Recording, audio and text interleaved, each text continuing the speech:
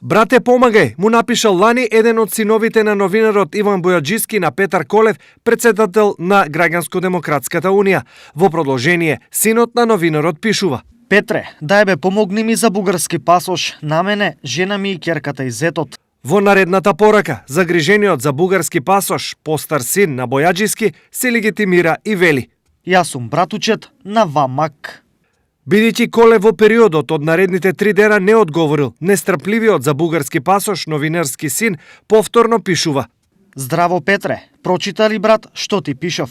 Откако повторно не добил одговор, по известно време следува повторна порака и прашање: Брат, прочита ли што ти напишав?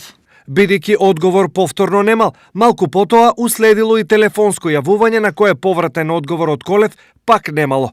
Нешто подоцна, на 29 април следува нова порака. Овој пат Бојаджиски помладиот демонстрира внимание и на Петар Колев му честита роден ден. За крај, во целата преписка, синот Бојаджиски дополнително се легитимира и на Колев му пишува кој весник и кој портал бил нивни фамилиарен.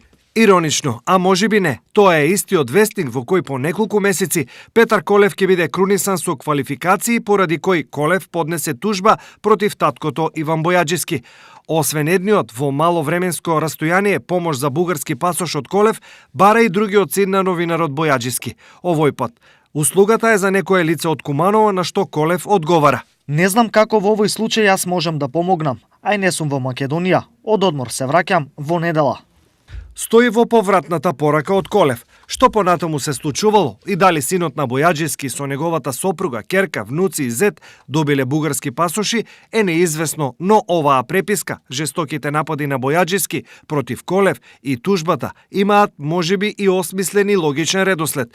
Од друга страна, сосема е возможно Бојаджиски сениор и да не знаел за тоа дека едниот син со децата и внуците толку многу сакаат бугарски пасоши, па заклучоците во вестникот да имаат потекло на темелно новинарско истражување. Како и да е, случајот е интересен од повеќе аспекти и од наша страна ќе биде следен, а во меѓувреме, доколку побараат и за Бојаджиски и за Колев, ТВ Стар рамноправно стои на располагање.